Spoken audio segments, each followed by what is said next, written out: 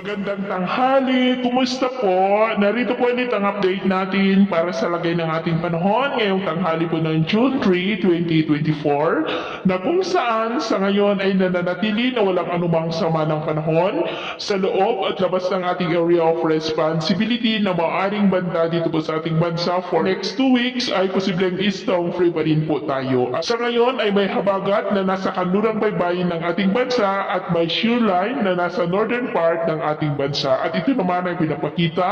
ng forecast model natin pong ginagamit hanggang po sa susunod na 2 linggo. At sa lagay ng ating panahon, ngayong tanghali ay maayos ang panahon sa malaking bahagi ng ating bansa, pero may tsansa pa rin ng maulap na kalangitan with isolated rain sa ilang bahagi ng Panay Island,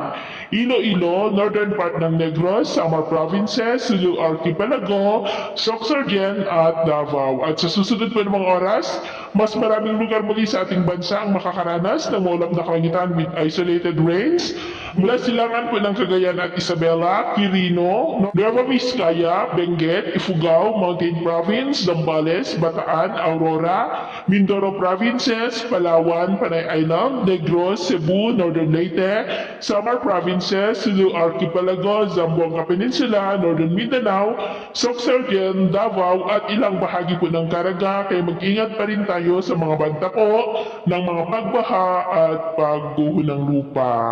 Sa atin naman pong mga baybayin, wala naman po tayong nakataas na namang gale warning signals, pero iba yung pag-iingat lamang po kung papalaot tayo para po mas makaiwas